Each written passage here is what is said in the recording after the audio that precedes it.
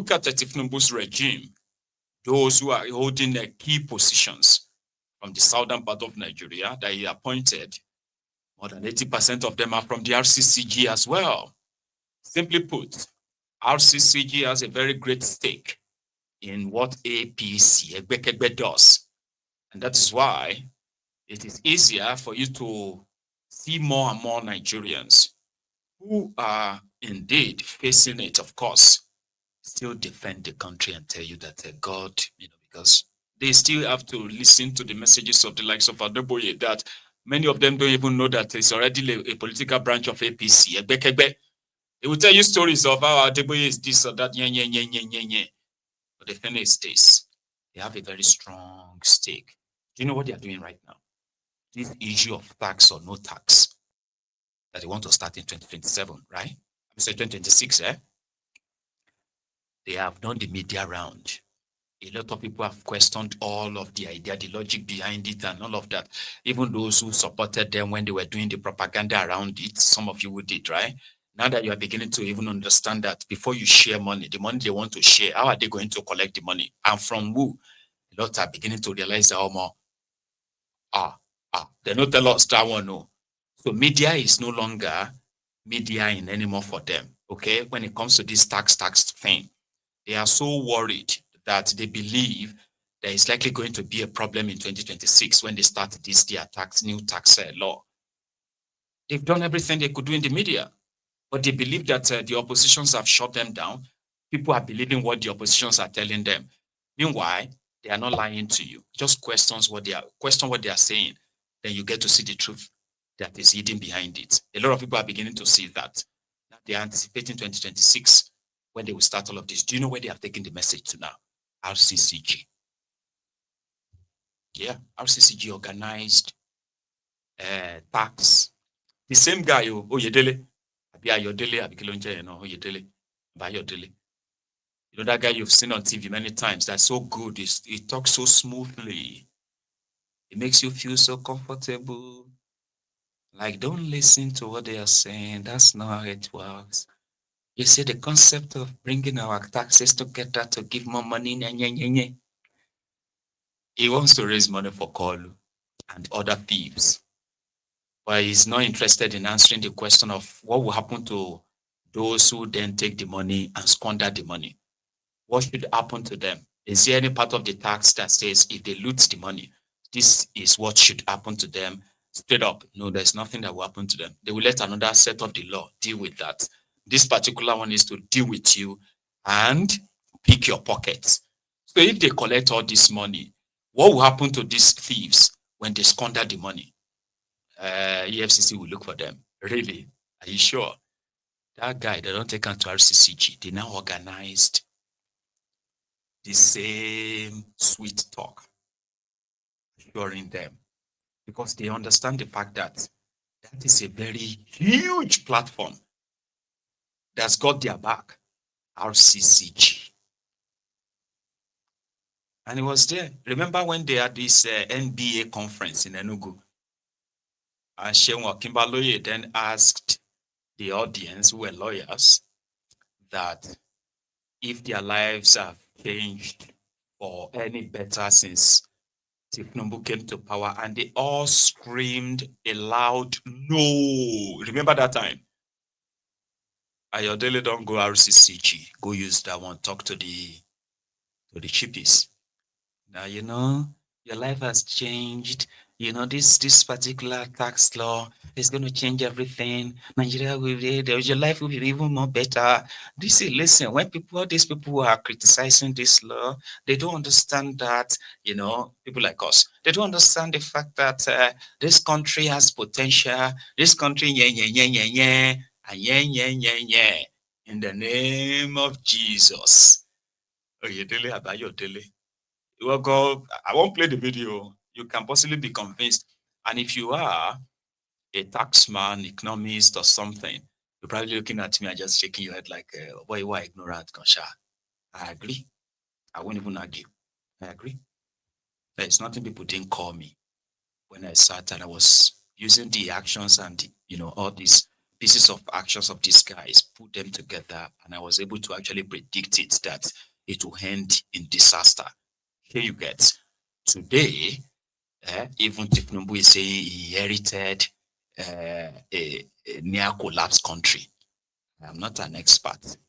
Call me ignorant. Here you get, if it makes you feel better. But we are always going to have a time to look back. Unfortunately, most people like that don't even come back and say, Maiyegun, and you were right, Maiyegun. They don't come back. They just wait for another time they can tell me again, man, this guy, you are just so ignorant.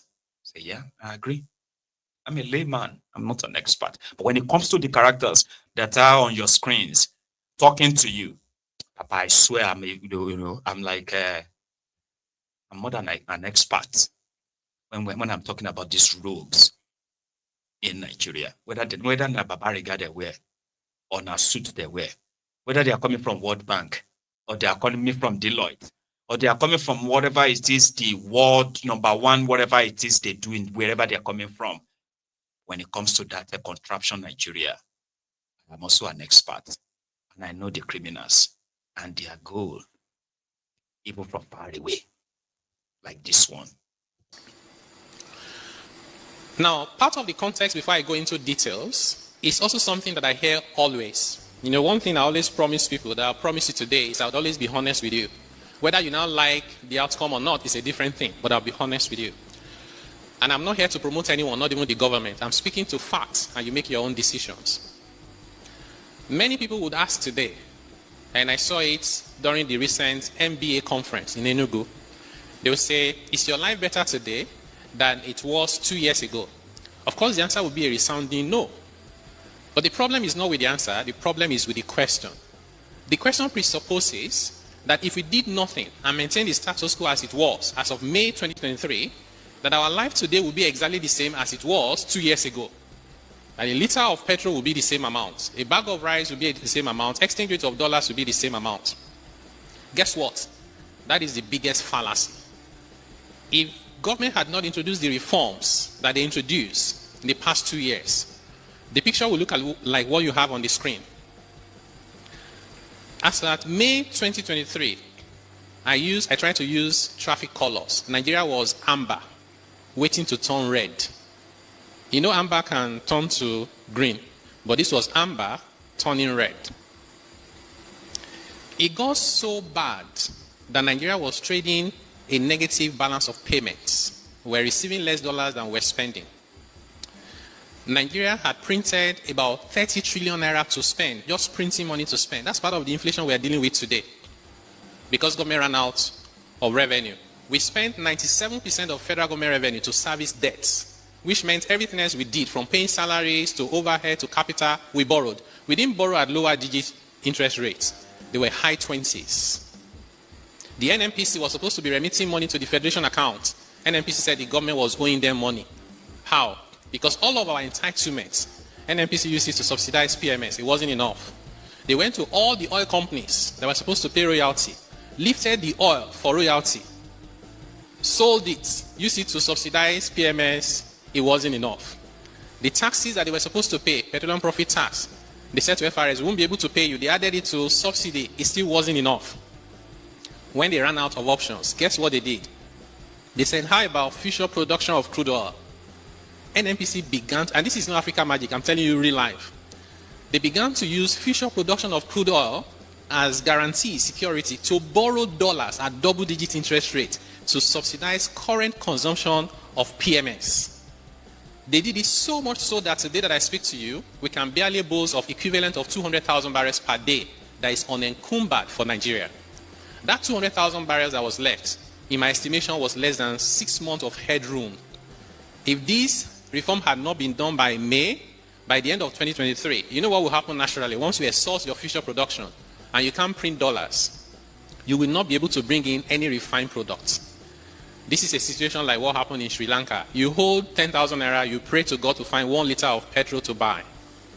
There will be no Dangote refinery because there's no way that business will survive. If you have to sell at 160, 180, 200 and go and pray to God for government to pay you subsidy that they had no money to pay. the economy was grinding to a halt and it was very close. The margin of safety was very thin, this thing. So those reforms took us up, if you look at the screen, to 2 years later, which is 2025. But it's harder times than it was in 2023, but it's harder times before things get better. If we had not done the reforms, it would have been still now hardest times and economic collapse. So anytime you have that conversation with anyone, because it's important that you are well informed, so that even when you want to get angry, you apply your energy properly. Okay? So one of my prayers is, I hope nobody will say to us, they want to return subsidy so they can win election. Anything that returns subsidy is taking us back to the evil days. Nuisance, Lele. Do you see that nice talk? You tell me that if you are not actually really watching Maiyegun and you just sat there quietly and that guy is on your screen talking to you about finance, expenses, expenditures, incomes, the fear of the wars and all of that. You tell me that you will not sit down there and be like, wow, I never knew all of this. Because number one is coming from, what do you call it? A sort of kind of like a financial firm that is known globally. So that gives him all the needed experience, starting with presentation, all these, what do you call this? Their prompted presentation, right? So presentation, and then the usage of key kind of words that will get you confused, but you are still going to be amazed. Say, wow, I never thought it's like that. So let me rephrase, or paraphrase rather, part of what he said.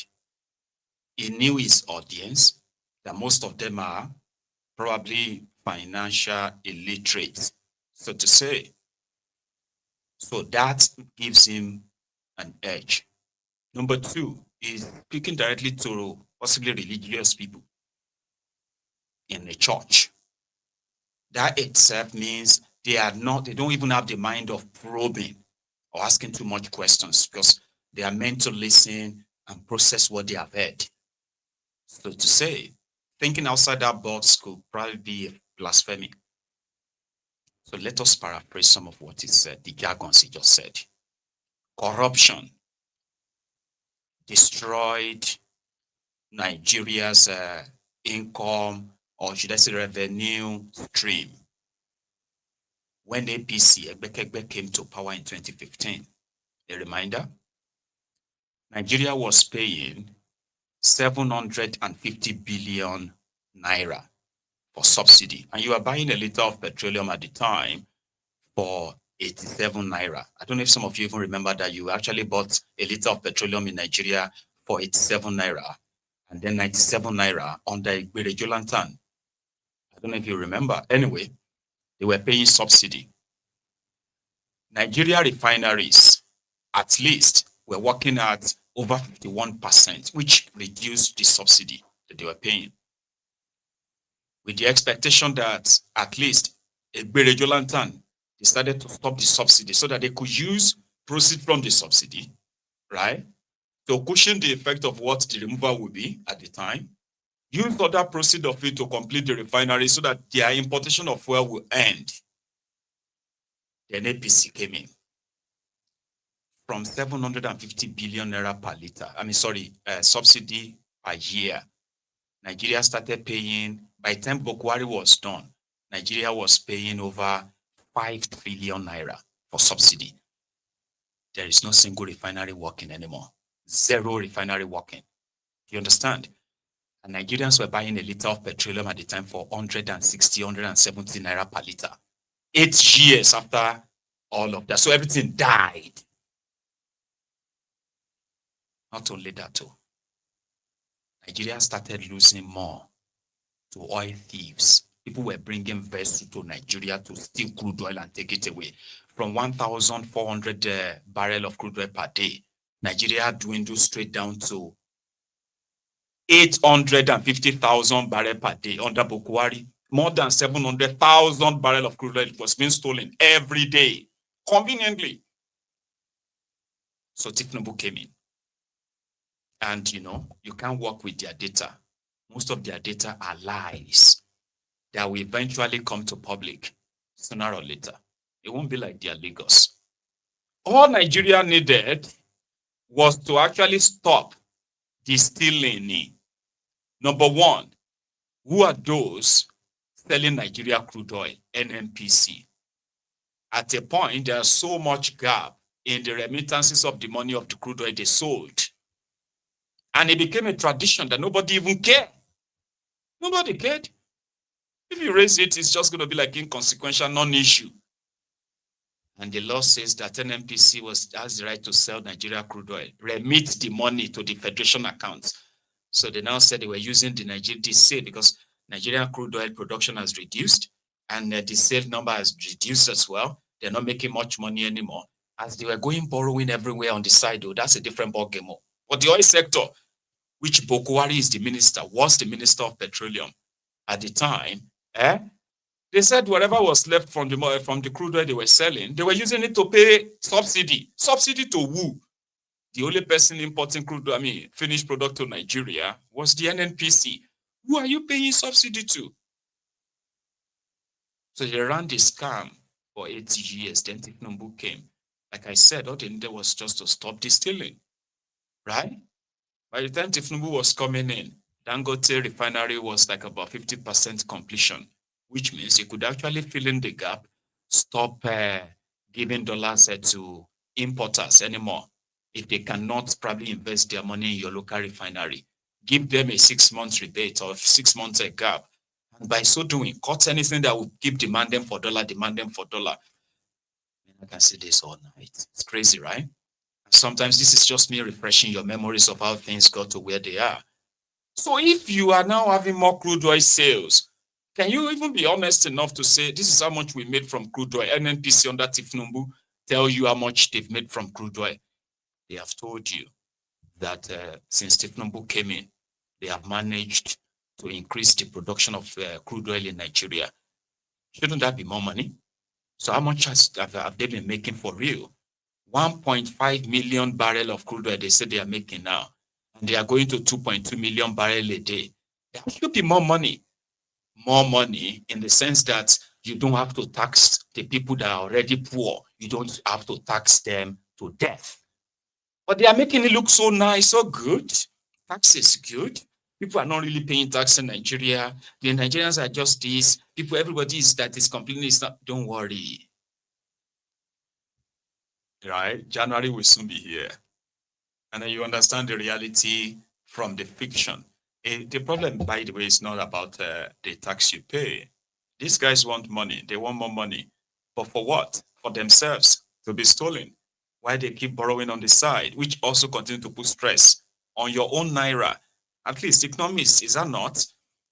When your Naira is not backed by any real production apart from crude oil, everything else, non-oil production, non-oil revenue. You don't know that your pocket at the peak when they talk about non-oil. When Nigeria cannot say, okay, Nigeria is exporting wheat, Nigeria is exporting soya bean, Nigeria is exporting this, Nigeria in large, massive quantity. You get what I mean? Like massive, because you have excess of that in Nigeria. There's nothing like that. So where are they making the non-oil money from? They keep cooking the figure to look good, but when you go out there, the reality is different.